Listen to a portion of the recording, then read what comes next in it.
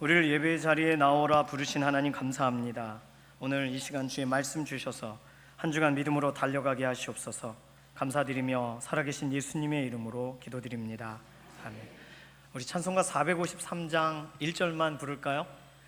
453장 하면은 하고 아시는 분도 계시고 뭐지? 이러신 분도 계십니다. 예수 더 알기 원하네 크고도 넓은 은혜와.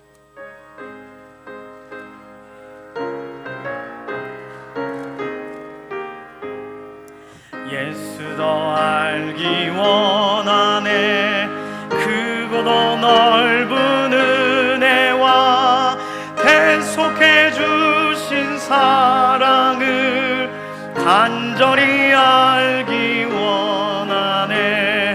내 평생의 소원, 내 평생의 소원, 대속해 주신 사랑을 간절히 알기. 다시 한번 부릅니다. 예수 더 알기 원하네, 예수 더 알기 원하네 크고도 넓은 은혜와 대속해 주신 사랑을 간절히 알기 원하네. 내 평생의 소원, 내 평생의 소원, 대속해 주신 사랑을 간절히 알기 원하네. 아멘. 자, 이제 옆에 있는 분 소원을 아셨죠? 자, 우리 소원이 예수님을 더 알기 원하는 이것이 우리 평생의 소원인 줄로 믿습니다. 매번 서신서 앞에서 만나는 특이한 구절이 있습니다. 하나님 아버지와 우리 주 예수 그리스도의 은혜와 평강이 있기를 원하노라. 이게 데살로니가 후서만 쓰여져 있지 않고 다른 서신들에도 기록이 되어 있습니다. 형태가 조금 다르지만 비슷비슷하게, 그런데 기록되어 있는 내용은 다 아는 단어입니다. 하나님 아버지, 주 예수 그리스도, 은혜, 평강. 모르는 단어가 없어요. 별도의 설명이 필요하지 않습니다. 그런데 하나님의 은혜, 하나님의 평강이라고 하면 그렇지, 이해가 돼요. 예수님의 평강, 그러면 예수님이 부활하신 이후에 제자들에게 다가오셔서 샬롬 하셨잖아요. 평안이 있을지어다, 평강이 있을지어다 하셨으니까 예수님이 평강을 주시길 원한다는 걸 우리가 알 수 있습니다. 그런데 궁금한 것이 하나 있어요. 주 예수 그리스도의 은혜, 그건 뭘까? 하나님 아버지의 은혜 안에 다 포함되어 있는 것이 아닌가? 게다가 바울 사도가 주 예수 그리스도의 은혜와 평강 이렇게 설명했으니까 하나님 우리 아버지의 은혜와 평강 알면 주 예수 그리스도의 은혜와 평강도 있어야 된다, 지금 이렇게 설명하는 것처럼 이 구절이 보입니다. 게다가 우리가 함께 읽지는 않았지만 데살로니가 전서 5장 28절, 5장의 마지막 절은 뭐라고 기록되어 있냐면 우리 주 예수 그리스도의 은혜가 너희에게 있을지어다 이렇게 쓰여 있습니다. 하나님이 없어요. 하나님의 은혜, 하나님과 주 예수 그리스도의 은혜가 이렇게 써 있지 않아요. 주 예수 그리스도의 은혜 이렇게만 기록되어 있습니다. 주석에서 살펴보면 이렇게 인사말에 들어가 있는 표현은 예수님이 하나님이시다라는 것을 드러내기 위하여 당시의 성도님들에게 하나님 아버지와 주 예수 그리스도의 은혜가, 이렇게 하면 예수님이 하나님이시다, 우리가 아는 그 선생님이 아니시다, 이걸 설명하느라 인사말에 넣었다고 기록이 되어 있습니다. 그 정도 지식은 우리가 다 가지고 있어요. 그런데 하나님 아버지와 주 예수 그리스도의 은혜라고 할 때 맞는 것 같으면서도 왠지 더 뭔가 있는 것 같고, 주 예수 그리스도의 은혜와 특히 5장 28절은 하나님 아버지가 설명되어 있지도 않아요. 고린도 후서 13장 13절에서는 조금 더 명확합니다. 주 예수 그리스도의 은혜와 하나님의 사랑과 성령의 교통하심이 너희 무리와 함께 있을지어다 이렇게 쓰여 있어요. 이것을 가지고 그대로 우리가 예배 시간 끝에 축복 기도로 요걸 그대로 사용하고 있는 겁니다. 그런데 하나님은 사랑이라고 써 있고 성령님은 교통하심, 교제하심이라고 써 있고 예수님은 뭐라고 써 있다고요? 은혜가. 그러면 우리가 자주 부르는 곡 중에 한량없는 은혜, 갚을 길 없는 은혜, 내 삶을 애워싸는 누구의 은혜예요? 하나님의 은혜. 그렇죠. 나 주저함 없이, 거기도 하나님의 은혜라고 써 있어요.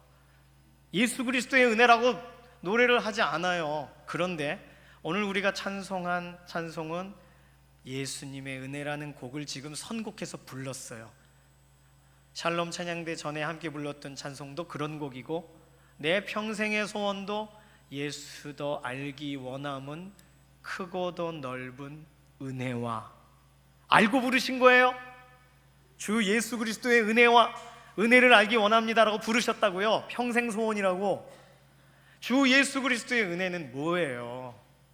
하나님의 은혜 안에 다 포함되어 있고 그 안에 들어있는 걸 하나하나 독립적으로 꺼내보자는 말인가요? 아니면 뭐가 또 있나요? 이거 궁금하셔야 돼요. 궁금하신 분들을 위하여 준비했습니다. 제가 궁금했어요. 왜 따로 기록되어 있을까? 왜 이렇게 고민하도록, 하나님은 사랑이고 성령님은 교통하심인데 왜 예수님은 은혜라고 썼을까? 예수님 우리를 위하여 죽으신 거, 예, 그렇죠. 은혜죠. 예수님께서 제자들을 다시 찾아오신, 배신한 제자들을 찾아오신 거 은혜죠. 다시 오시는 거 은혜죠. 그런데 그건 알아요. 데살로니가 전서 5장 28절은 우리 주 예수 그리스도의 은혜가 너에게 있어야 된다 이렇게 써 있어요. 더 있을지어다, 더 넘쳐야 된다, 그걸로는 안 된다. 그럼 뭘 더 알아야 되는 걸까요? 성경에 왜 이렇게 기록되어 있는 걸까요? 오늘 이 본문을 나누게 돼서 영광입니다. 너무 궁금했고 이 부분에 대한 우리가 같은 마음, 같은 그런 묵상을 하게 되기를 소망합니다. 세 가지 이유에서입니다. 잘 집중해서 들어주십시오. 첫 번째는 예수님께서 은혜라는 단어와 연관되실 수밖에 없는 첫 번째 이유는 예수님이 우리의 은혜 언약의 당사자이시기 때문입니다. 무슨 말이냐 하면 우리는 하나님과 약속을 맺을 수 없는 사람이에요. 아담은 행위 언약에서 실패했어요. 아담은 하나님께서 먹지 말라고 한 선악을 알게 한 나무의 실과를 먹었어요. 그리고 하나님의 약속대로 죽어가요. 그 후손들은 다 죽어갑니다. 죄악으로 인하여, 아담이 지은 죄로 인하여 후손 전체가 영향을 받고 있습니다. 다시 약속을 맺으면 안 될까요? 저는 이렇더라도 내 자녀들은 하나님과 약속을 다시 맺게 해주십시오. 안 돼요. 아버지가 실패했으니까 아들이 어떻게 맺어요? 죄악에서 출생한 사람들인데, 죄가 없는 상태에서 뭔가 약속이 진행돼야죠. 행위 언약은 그렇게 실패로 돌아갔습니다. 지금 우리는 하나님과 언약 관계에 있다고 하니까 복을 받고 은혜 받고 우리의 결과에서는 기쁩니다. 그러나 과정을 소급해서 돌아보면 우리가 약속을 맺을 수 있는 사람들이었나? 아니라는 거죠. 약속이라는 것은 서로 신뢰할 만한 사람 둘이 맺는 겁니다. 누군가가 나랑 약속해, 내가 갚을게. 그 사람은 여러 번 떼어먹은 사람이에요. 그러면 약속하시겠어요? 안 해요. 어떻게든 약속을 미루겠죠. 그것이 우리 인간의 태도입니다. 하나님은 기회를 주셨어요. 아담은 충분히 에덴 동산에서 하나님의 명령을 지키고 있었고 지킬 수 있었어요. 그런데 그것을, 그 자리를, 약속의 자리를 잊어버렸습니다. 빼앗겨 버렸습니다. 그래서 다시는 약속과 연관될 수 없는 사람이 되었어요. 그러니 타락 이후 언약에 참가할 수 없는 존재가 된 아담, 그 아담의 후손들은 여전히 죄인의 자손이니까 바울은 죄인의 괴수라는 표현을 썼습니다. 괴수가 뭔가요? 킹콩 같은 거, 고질라 같은 거, 그런 게 괴수죠. 괴물이라는 거예요. 죄인의 괴물, 괴수급의 죄인이다. 죄의 본성의 노예요. 하는 모든 일이 하나님의 영광에 이를 수 없는, 그래서 거룩하신 하나님이 약속을 맺으실 수가 없어요. 그런데 예를 들어 제가 원치 않는 일로 갑작스럽게 신용 불량자가 되었다고 생각해 보십시오. 그러면 누군가가 저에게 약속을 하겠습니까? 안 하죠. 끝이에요. 희망도 없고 소망도 보이지 않습니다. 내가 날린 돈이 너무 많아서 이젠 아무도 나를 믿어주지 않습니다. 대출 불가능합니다. 취업 안 돼요. 그것 때문에 누구에게 도움을 청하려고 할 때 도움을 청할 사람이 없어요. 그렇다고 그냥 어떻게 살아볼 수도 없습니다. 수입도 없고 살아갈 길도 막막해요. 그런데 집에 돌아오다가 공사하고 있는 공사판 아래로 낭떠러지로 떨어지고 있다고 생각해 보십시오. 예를 든 거예요. 우리의 인생이 그렇게 절망적이라는 거죠. 하나님 없었다면, 하나님과 상관없는 인생이니까 하나님은 돌아보지 않으실 거고, 그런데 누군가가 우리를 탁 붙잡으시면서 하나님과의 재계약의 증서를 보이시는 거예요. 누구죠? 예수님. 예수님이 그렇게 행하신 것입니다. 하나님이 세우신 기준을 따르지 못하고 실패하고 내쫓김 받은 우리를 다시 하나님 앞에 세워놓으신 거예요. 어떻게 해요? 아담에게 제시하셨던 행위 언약, 명령을 지키면 약속이 유효하고 명령을 어기면 약속이 파기된다. 네, 그 행위 언약을 우리를 대신하여 맺으신 것이 아니라 예수님이 하나님과 약속을 맺으세요. 그리고 그 약속의 모든 결과를 약속의 수혜자가 될 수 있도록 우리를 향하여 돌려놓으신 거예요. 우리를 대신하여 약속을 맺었다라고 보시면 안 돼요. 우리가 뭔데 우리를 위하여 약속을 새로 하실 수가 있습니까? 우리는 죄 가운데 있는데 어떻게 예수님이 하나님과 또 대화하셔서 한번 기회 주십시다, 이것이 구속이 아니거든요. 예수님이 행위로는 안 돼서 행위 언약으로는 이룰 수 없는 이 인생들을 하나님이, 예수님이 그 길을 걸어가면, 예수님이 그의 행위 언약을 만족하면, 그러면 은혜로 예수님을 약속의 중심, 약속의 대상자가 되게 하시고 그 약속을 우리에게 결론으로 덧입혀 주신다는 것, 이것이 은혜의 언약이라는 겁니다. 예수님이 약속하신 거예요. 우리가 약속한 게 아니고. 다시 말해서 아담 이후에 그 후손들에게 주어져 있는 타락과 죄의 오염의 결과도 그분이 친히 해결하셔야 돼요. 그래서 우리에게 지워져 있는 행위 언약의 의무를 대신 이행하심으로 하나님의 기준을 만족시키십니다. 그러시려면 사람이 되셔야 돼요. 사람이 되셔야 사람의 문제를 해결하시죠. 요한복음 1장 14절에 말씀이 육신이 되어 우리 가운데 거하심에 우리가 그의 영광을 보니 아버지의 독생자의 영광이요 은혜와 진리가 충만하더라. 말씀이 육신이 되어 우리 가운데 오신 이유는 우리로서는 하나님께 갈 수 없으니까 우리 가운데 오셔서 하나님께서 우리를 보실 수 있게 하시는 거죠. 우리를, 문제들을 다 들고 하나님께 나아가 예수님께서 해결하시면서, 그러려면 우리의 입장이 되어 주셔야 돼요. 공감이 안 되시면 대신 그 길을 가실 수가 없어요. 갈라디아서 4장 4절 5절에서는 때가 참에 하나님이 그 아들을 보내사 여자에게서 나게 하시고, 창세기 3장 15절에 딱 그 문제죠. 여인의 후손이 뱀의 머리를 상하게 하는 것과 연관되는 구절입니다. 율법 아래에 나게 하신 것은 율법 아래에 있는 자들을 속량하시고 아들의 명분을 얻게 하려 하심이라. 예수님은 율법 아래에 나셨어요. 그래서 율법을 지키셔야만 돼요. 우리가 해야 할 모든 하나님의 명령을 따라야 할 의무를 실제적으로 이 땅에 계시는 동안 율법을 준수하셨고, 더 나아가 그 율법을 이룰 수 있는 유일한 길, 죄 있는 사람은 불가능한 죄 없으신 예수님께서 실제로 그의 몸을 찢기시면서 하나님의 완전한 의를 이루어 주셨습니다.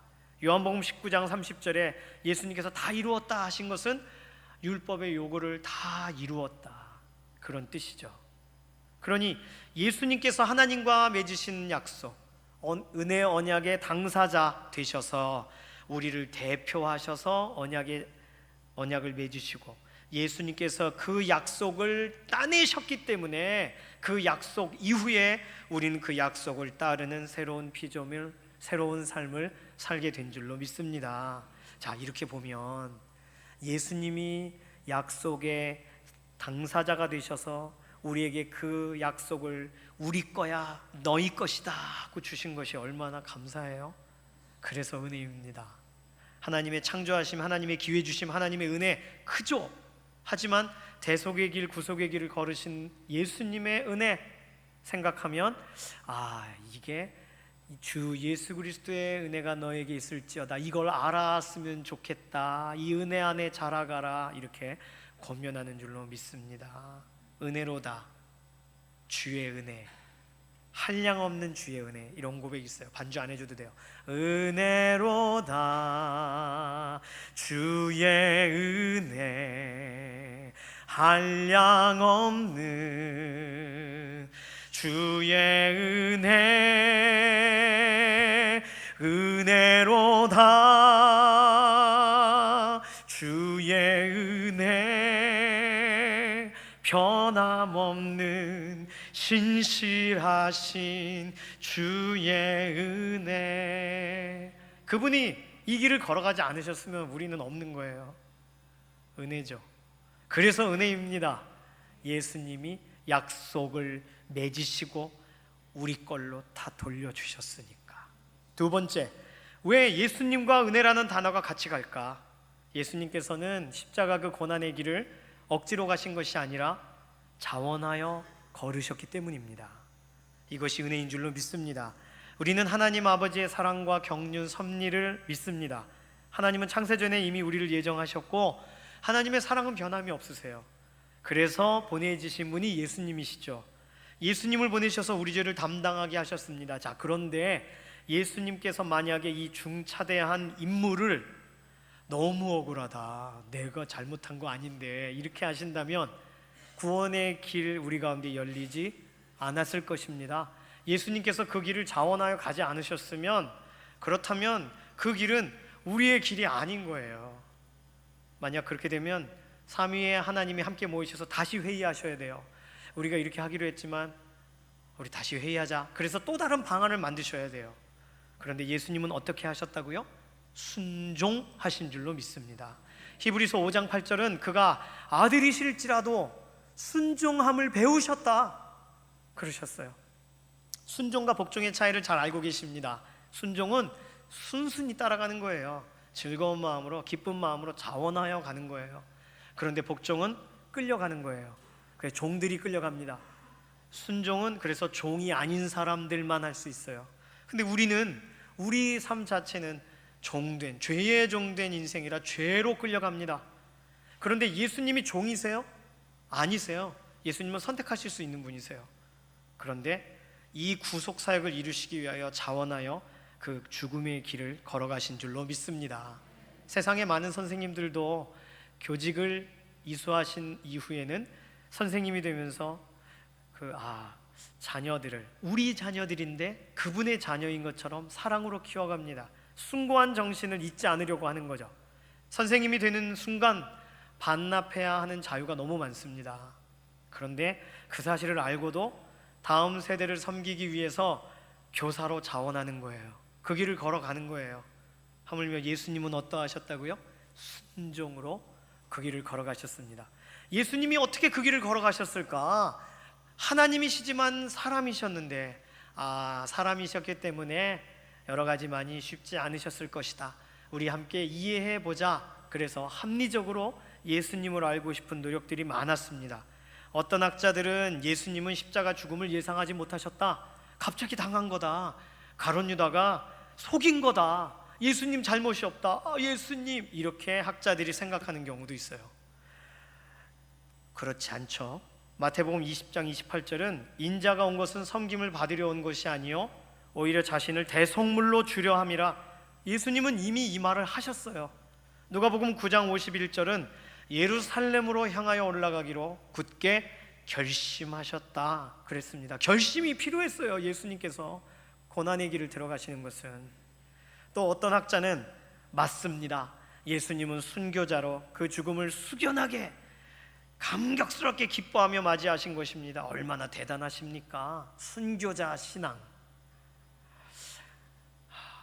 아니요, 예수님은 요한복음 12장 27절에 보면 이 때를 면하게 하여 주십시오. 마태복음 26장 39절은 만일 할만하시거늘 이 잔을 내게서 지나가게 하소서. 하나님께 진정으로 기도하신 겁니다. 정말 힘드셨으니까, 인간이시니까, 100% 인간이시고 100% 하나님이시니까. 그런데 예수님은 그 길을 두려움의 길을 걸으신 거예요. 그냥 즐거우면서 그렇게 가신 게 아니에요. 나 어차피 찔러도 안 아프니까 이러고 순교하느라 이런 게 아니라는 거죠. 또 어떤 학자는 예수님은 그 길이 힘드셨는데도 하나님의 명예가 손상되는 것을 보실 수가 없어서 마귀에게 속전을 바치는 과정으로 명예로운 죽음을 선택하셨다. 야, 이 얼마나 놀라운가. 우리도 그 길을 따르자. 이렇게 설명하는 분들이 있습니다. 명예로운 죽음, 정말 그런가요? 예수님께서 하나님을 위하여, 하나님의 영광을 위하여 어떤 심청이가 인당수 빠지는 것처럼 이렇게 어떤 또 다른 것을 향해 하나님의 명예를 위하여 예수님이 그렇게 희생되셨나요? 하나님은 아서라 하시는데 그것이 아니에요. 이사야서 53장 10절은 하나님이 마땅히 여기시는 진노의 대상을 쏟아붓기로 작정한 그릇으로 예수님을 이미 작정하셨다고 기록되어 있습니다. 여호와께서 그에게 상함을 받게 하시기를 원하사, 하나님이 원하세요. 사람을 상하게 만들 수는 없잖아요. 질고를 당하게 하셨은즉, 상함, 질고, 죽임, 하나님이 원하시는 거예요. 이 죄의 문제 때문에, 죄의 문제는 완전히 갚아버리셔야 되니까. 그런데 이사야서 53장 10절에는 예언적으로 이렇게 기록되어 있습니다. 그의 손으로 여호와께서 기뻐하시는 뜻을 성취하리로다. 그러니까 예수님은 그 길을 가신 거예요. 그분의 손으로 하나님이 기뻐하시는 그 길을 성취하기 위하여 간 거예요. 예수님께서 가신 길, 우리로 따르게 하시기 위하여 기념하게 하시려고 그렇게 묵묵히 가신 거다. 도덕 감화설, 예수님이 우리 대신 다 회개하셨기 때문에 우리는 회개가 필요 없다. 구원파가 말하는 대리회개설, 예수님도 인간이시기 때문에 흠이 있다. 죽음으로 흠을 제거하신 거다. 이게 신비설, 아주 막 나가는 학설들이 많이 있습니다. 예수님에 대해 알고 싶어서 생각하다가 끝까지 간 거죠. 하지만 이런 학설들은 예수님의 자발적인 순종을 흠집을 내고 있는 학설들입니다. 예수님은 우리를 사랑하셔서 힘드신데도, 견디기 어려우신데도 참으면서 그 길을 걸어가신 줄로 믿습니다. 하나님께서 그 일을 원하시니까, 하나님의 목적을 이루시려고 우리를 또 사랑하시니까 이것이 다 포함되어 있는, 예수님께서 자발적인 순종의 길을 들어서실 때 우리는 이것이 예수님께는 쉬었을 것이다 이렇게 생각할 수 없는 거죠. 자발적으로 가신 길, 그러니 은혜가 아니겠습니까? 은혜 아니면 살아갈 수가 없네. 호흡마저도 다 주의 것이니 참된 평안과 위로 내게 없어도 예수, 오직 예수뿐이네. 이런 고백이 있습니다. 우리의 마음 가운데 예수님이 걸어가신 길을 묵상할 때마다 우리의 생각이 새로워지고 다시금 일어나게 되는 그런 복된 주일 되시기를 소망합니다. 마지막으로 왜 예수님과 은혜를 가까이 둘까? 예수 그리스도께서는 그분만 소유하실 수 있는 관계, 아주 친밀하고 내적인 관계를 우리에게 나누기 위하여 은혜로 우리 가운데에 드러나게 되신 줄로 믿습니다. 우리를 위하여 죽으신 것 은혜죠. 우리를 위하여 자발적으로 고난의 길을 걸어가신 것도 은혜죠. 그런데 마지막으로 예수님께서 하신 일이 더 은혜인 것은, 죽으시고 고난의 길을 걸어가시고 죽으셨는데 부활하시면 잘못 우리가 그분을 하나님 아들이 아닌 줄 알고 죽였네? 이렇게 깨닫게 되죠. 부활하셔야만 알 수 있는 사실, 하나님이 우리를 사랑하시고 하나님이 보낸 분이 예수님이라는 사실을, 부활이라는 사건을 통하여, 예수님은 묵묵하게 죽으시면서 부활이라는 사건을 통하여 하나님이 누구신지를 공개하셔야 돼요. 그렇게 보이셔야 될 수밖에 없고요. 그런데 예수님은 이 땅에 계시는 동안 하나님 아버지에 대해 계속 얘기하세요. 오히려 그게 목적이니까, 그 하나님과의 친밀한 관계의 회복이 목적이니까 우리가 예수님만 영원한 관계, 온전한 관계로 누리는 관계가 아니라 그 관계를 오픈하신 거죠. 하나님이 누구신지, 성부 하나님을 아는 지식을 우리에게 나누셨다는 겁니다. 그거 예수님만 아실 수 있는 건데, 예수님께서 단순히 물에 빠진 사람 구해줘야지 이래서 우리를 위하여 죽으신 것이 아니라 하나님이 누구신지를 말하시기 위하여 죽으셨다. 세 번째 내용이 가장 중요합니다. 자, 거꾸로 소급해서 다시 생각해 보겠습니다. 하나님이 누구신지 우리는 어디서 알 수 있습니까? 자연 만물을 통하여 알 수 있어요. 창조하신 창조주가 어딘가 계시겠구나, 이 정도 어렴풋하게 알 수 있습니다. 그러나 이 자연 만물들을 바라보면서 구원을 얻을 수는 없어요. 예수 그리스도 생명의 이름을 믿고 붙드는 사람만이 구원의 길에 들어갈 수 있어요. 그렇다면 예수님을 어디서 믿어야 돼요? 예수님 믿는 걸 어디서 배울 수 있습니까? 자연 만물을 통해서는 아니에요. 성경 말씀을 통하여 예수님에 대해 알 수 있어요. 구약 성도들은 그분이 오시리라는 약속을 가졌습니다. 그렇다면 예수님이 오셨으면 성경을 가지고 있었던 유일한 민족들, 이 유대인들은 예수님을 딱 알아봐야죠. 못 알아봤어요. 성경이 있어도, 구약을 달달 외워도, 메시아에 대한 예언을 다 알아도 예수님과 이렇게 비교해보고 아니라고 내려놓았습니다. 자기 땅에 오매 자기 백성이 영접지 않았다. 요한복음 1장은 그렇게 설명합니다. 성경을 갖고 있어도 예수님을 안 믿으면 구원받지 못하는 거예요. 그런데 언제 예수님을 유대인이 믿게 되었냐면 예수님이 죽으신 다음 부활하신 다음에 믿게 됐어요. 예수님이 부활하신 것을 보고서야 믿게 된 거죠. 하나님이 아니면 죽은 사람이 살아나게 되어질 수 없다. 하나님이 살리지 않으면. 이 사실은 하나님에 대한 분명한 신앙이 유대인에게 있으니까. 그래서 유대인들은 예수님의 부활 이후 하나님이 우리를 사랑하시는가를 알게 됐어요. 그리고 하나님이 아니시면 이런 일이 일어날 수 없어라고 확신을 갖게 되었습니다. 그러나 모두 돌아왔습니까? 그렇지 않아요. 요한복음 1장 18절에서는 하나님을 본 사람이 없으되 아버지 품에 독생하신 하나님이 나타나셨느니라. 하나님을 본 사람이 없기 때문에 하나님이 누군지를 알 수가 없는데, 아버지 품에 독생하신 하나님이 하나님을 보여주셨다. 누구죠? 예수님이시죠. 예수님이 이 땅에 오신 이유는 명백해요. 하나님을 보여주시기 위해서예요.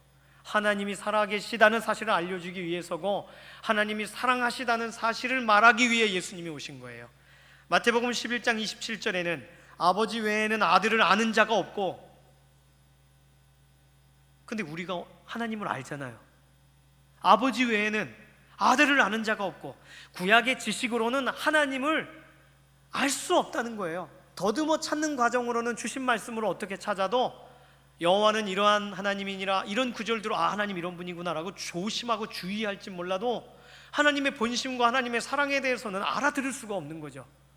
아버지 외에는 아들을 아는 자가 없고, 아들과 또 아들의 소원대로 계시를 받은 자 외에는 아버지를 아는 자가 없느니라. 그랬으니까 하나님에 대해서도 알 수 없고 아들에 대해서도 알 수 없어요. 그런데 아들과 아들의 소원대로 계시를 받은 자, 아들 예수 그리스도께서 하나님에 대해 이야기하고 알게 한, 이제 듣게 된 그 사람은 하나님 아버지를 알게 되는 거죠. 그러니까 예수님이 이 땅에 오셔서 하신 일은 우리의 죄의 문제를 해결하신 것도 중요하고 우리의 약함을 해결하신 것도 중요하지만, 정말 중요한 건 하나님에 대해서 진짜 진하게 보여주신 겁니다. 하나님의 변치 않는 사랑에 대하여 그분이 몸을 완전히 불사르게 내어주면서 죽음에 처하게 하시면서 하나님이 누구신가를 말한 거예요. 예수님이 이 땅에 오실 때 가지신 소원이죠. 하나님을 제대로 알게 해주고 싶다. 오해하지 않고 하나님을 바라보게 하고 싶다, 이거죠. 하나님이 자기 백성을 잊지 않으셨다는 거, 자기 백성을 위하여 아들을 보내셨다는 거, 그 아들을 통하여 그분의 백성을 구원하실 거라는 거, 하나님은 사랑의 하나님이시라는 거, 이 사실을 말하고 싶으시고 말하셨어요. 견디지 못하시고 말하셨는데 유대인들은 못 알아들었습니다. 나의 죄의 문제만이 아니라 오늘 하나님이 누구신가 그 앞에 세워놓으시려고, 그 영원한 친밀한 관계, 그 자리에 너도 와 하고 초청하신 그 은혜가 우리 주님의 은혜인 줄로 믿습니다. 그래서 우리 주 예수 그리스도의 은혜가 너에게 있을지어다라고 말하는 거예요. 예수님이 하신 일에 대한, 예수님의 은혜에 대한 우리의 시각이 넓어지고 우리의 기억이 더 분명해지고 믿음에 이르게 되는 삶이 되어야 되는 줄로 믿습니다. 18세기 신앙 부흥 운동의 주역이었던 조지 휘필드 목사님은 그를 따르는 제자들에게 들은 그리스도가 아니라 느낀 그리스도, 믿어진 그리스도, 느껴진 그리스도 외에는 다른 것을 절대로 전하지 말라, 이렇게 말해줬다고 합니다. 그리스도의 은혜라는 말은 느껴지지 않으면 알 수 없는 거예요. 그리스도의 죽으심은 안 느껴져도 우리가 말씀을 통하여 읽다가 이성적으로 또박또박 읽어갈 수 있어요. 그런데 예수 그리스도의 은혜라는 말은 느껴지지 않으면 도저히 알 수 없어요. 내가 예수님을 어떤 분으로 알고 있는가, 예수님이 행하신 일이 내게 감격이 되고 행복이 되고 진짜가 되어 있는가, 그렇지 않으면 전하지 말라. 어떻게 보면 우리가 복음을 전하는 부분에서 어려운 이유는 예수 그리스도의 그 은혜가 우리에게 압도되듯이 다가오고 우리에게 넘실대듯이 우리에게 넘쳐 흘러서 우리가 그 은혜에 잠기고 그 은혜 때문에 막 느껴지고 견딜 수 없게 되고, 이러한 일이 너무 자주 일어나지 않아서 그래서 우리가 나아가는 부분이 주저되는 것이 아닌가 싶습니다. 오늘 예수님의 은혜에 대해 함께 살펴봤어요. 조금 느껴지십니까? 예수님의 은혜라는 말이 마음에 자리 잡게 되기를 소망합니다. 대서양에서 폭풍 가운데에 오랫동안 표류한 배 한 척이 있었습니다. 식수를 구하고 싶은데 비가 내리지 않아요. 그래서 할 수 없이 가장 가까운 항구 있는, 가장 가까운 강의 하구 쪽으로 가고 있었습니다. 가장 가까운 곳은 브라질 아마존 강 하구였다고 해요. 그런데 가도 바다밖에 보이지 않습니다. 강의 끝은 보이지가 않습니다. 강에 가야 강물, 짠물이 아닌 민물을 가지고 뭐 씻기도 하고 뭐 마시기도 하고 할 텐데, 해도상으로는 분명히 아마존강 하구인데 여전히 묻이 드러나지 않습니다. 땅이 보이지 않아요. 얼마를 더 가야 할까 목마름에 지쳐가고 있을 즈음에 다른 배 한 척이 반대 방향에서 마주오고 있는 것을 보게 되었습니다. 선원이 소리를 높여 묻습니다. 여보시오, 우리는 식수를 구하고 있어. 도대체 아마존강 하구는 얼마나 더 가야 되는 것이오? 마주오던 배에서 고함 소리가 들려왔습니다. 당신들은 이미 맑은 물 한복판에 서 있습니다. 아마존강 하구는 엄청 넓어서 겉으로 보기에는 바다인지 강인지 아마 모를 겁니다. 하지만 이미 당신들은 거대한 강줄기의 마지막 지점에 다다라 있으니 안심하십시오. 그리고 이제 물통을 내려서 그 물을 뜨고 이제 마시면 됩니다. 그렇게 이야기했다고 합니다. 사랑하는 강북중앙교회 성도님들, 우리는 은혜의 한복판에 들어와 있는 줄로 믿습니다. 구약시대의 성도들은 멀리서 희망하고 그분 언제 오시나, 그분이 오시면 내가 아련할 텐데, 마지막에 예수님 얼굴 보고 떠난 분 있죠. 시므온같이 노년에 예수님을 보고 떠나게 되는 것에 대해 약속을 받고 아주 파파 할아버지가 되셨는데 늘 언제 예수님 보나, 이렇게 모두가 예수님 보고 싶었어요. 예수님 오시면 어떤 일을 행하시는가에 대해서 맛보고 싶었어요. 그런데 구약 성도들은 그런 기회를 얻지 못했습니다. 멀리서 희망하고 사모하고 그렇게 그들의 걸음을 걸어왔죠. 오늘 우리는 예수님이 오셨다는 소식이 너무나도 편만이 증거되고 있는 시대에 살고 있습니다. 그 은혜가 너무 가까워 있어요. 예수님에 대해서 우리가 성경 말씀을 읽으면 신약 성경을 통해 예수님이 누구신가에 대해서 너무 자세히 알 수 있어요. 은혜의 한복판에 들어와 있다는 거죠. 그럼 이젠 어떻게 해야 돼요? 물을 길어 마시는 것이 우리가 할 일이죠. 예수님을 통해 우리는 지금이 은혜의 때요, 지금이 구원의 날이 된 줄로 믿습니다. 혹시 오늘 이 자리에 계신 분 중에 예수님에 대해 들었지만 별로 와닿지 않았다, 그렇다면 오늘 예수님의 은혜, 그분이 어떤 일을 행하셨는가에 대해 함께 살펴본 이 말씀 앞에 우리 자신을 내어놓으면서 그 은혜가 내게 더 깊어지기를 원하고, 그 은혜로 인하여 나의 삶이 주님의 도구로 쓰임받게 되길 원하고 더 깊이 믿어지기를 원합니다. 이렇게 좀 기도하시는 시간 되셨으면 좋겠습니다. 그리고 이 시간에 함께 기도할 때에는 나는 예수 그리스도 안에 그 큰 강줄기에 그래서 마음껏 마실 수 있고 기뻐할 수 있는데, 아직도 망망한 대해에서 식수를 얻지 못하여 가라앉아 있는 우리의 가족과 우리의 친지들, 우리의 태신자들을 우리가 지금 보고 있다면 은혜의 자리로 돌아오게 하나님께서 붙잡아 주셔서 주 예수 그리스도의 은혜로부터 시작되는 그런 놀라운 한 주간이 속히 오도록, 경험되고 체험되고 믿어지도록 우리 태신자분들을 위해서 같이 기도해야 되겠습니다. 이 시간에 주보에 끼워져 있는 기도의 제목 알고 계시죠? 중층에 계신 분들은 맨 위에 있는 영혼 구원. 이 너무 많아요. 점점 늘어나요. 매주 다 기도 못 하셔도 돼요. 할 수 있는 데까지 기도해 주세요. 이름을 아뢰어 주세요. 오늘 이곳 3층에 계신 분들은 신앙 회복을 위하여, 저는 성경을 읽다가 너무 마음이 아팠습니다. 신앙 회복이란 표현을 쓴다는 것은 뭐냐면 교회 한번 나와 봤단 얘기예요. 근데 왜 못 나올까요? 만나 주셔야 됩니다. 은혜로 붙들어 주셔야 돼요. 그래서 신앙 회복을 위해서 기도해 주십시오. 샬롬 찬양되는 문제 해결과 연관돼서 그 문제만 풀리면 주께 나올 수 있다라고 혹시 얘기한다면 이 건강의 문제를 통하여 주님 만나게 해주십시오. 사업의 문제를 통하여 주님 그의 삶을 붙들어 주십시오. 이렇게 문제 해결과 연관되는 우리 태신자들의 이름들을 부르면서 우리 눈 감고 기도하지 않아도요, 눈 뜨고 이름을 또박또박 하나님 앞에 아뢰면서 함께 이 시간에 통성으로 기도합니다. 우리 자신을 먼저 의탁하고 우리 대상자들을 위하여 하나님 앞에 아뢰는 기도로 이 시간 함께 주여 한번 부르짖고 통성으로 기도합니다. 주여, 우리의 삶의 순간순간을 주관하여 주셔서 은혜의 자리에 붙들어 주시고, 우리는 깨닫지 못하는, 우리는 잃어버릴 수 있는, 우리는 다시금 곁길로 가버리는 인생을 살아갈 때가 많습니다. 그러나 하나님, 나는 약속을 전혀 다시금 시작할 수 없는 자가 예수 그리스도의 생명의 그 약속으로 인하여 우리는 새롭게 살게 됐고, 자원하여 그 길을 걸어가셔서 오늘 내가 은혜를 입게 되었고, 하나님이 누구신가 이제는 변할 수 없는 분명한 완전한 확신을 우리 가운데 부어넣어 주심을 감사합니다. 주 예수 그리스도의 은혜 안에 자라가는 인생 되게 하여 주시옵소서. 주 예수 그리스도의 은혜가 우리 가운데 계속 확인되어 어느 곳에서 또 다른 은혜를 찾아야 되는가, 구해야 되는가 망설이지 않고 믿음의 자리로, 소망의 자리로, 기쁨의 자리로 달려나아가는 고백이 우리 삶가운데 넘치게 하여 주시옵소서.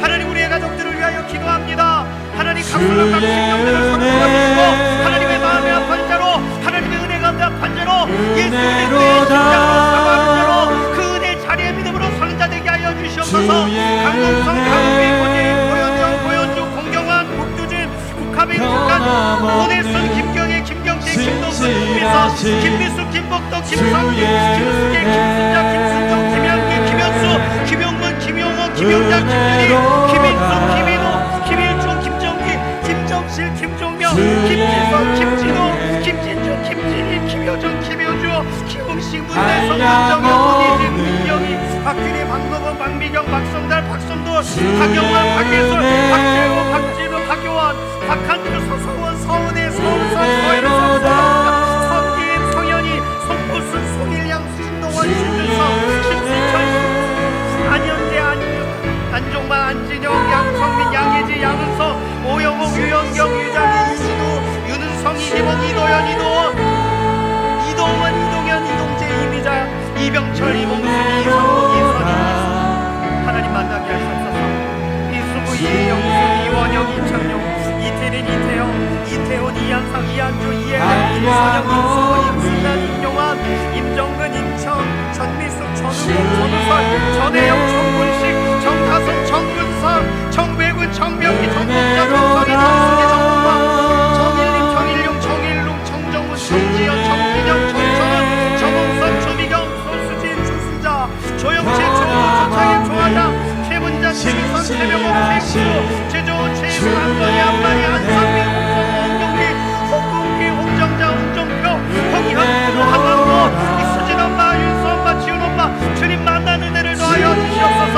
강기철, 강난영, 강순영, 강원영, 강하나, 구자생, 구장필, 권은실, 권은주, 권진인, 김대일, 김종일, 김대길, 김민아, 김민호, 김수영, 김수진, 김옥수, 김원희, 김종원, 남성환, 김신기, 박유미, 박정현, 박현웅, 서성현, 서정국, 서정, 신진영, 안신이, 안윤신, 오영재, 오일권, 유재원, 이경필, 이경원, 이금자, 이상수, 이상훈, 이영국, 이영아, 이종관, 이종인, 이화진, 이교세, 장기영, 정민자, 정성진, 정영석, 조명신, 주선덕, 최용필, 최용렬, 한선덕, 한상양, 한찬이, 한인영, 그 마음의 문을 열어주시고 하나님 기쁨에 하나님 앞에 믿음으로 달려가는 고백되게 하시옵소서.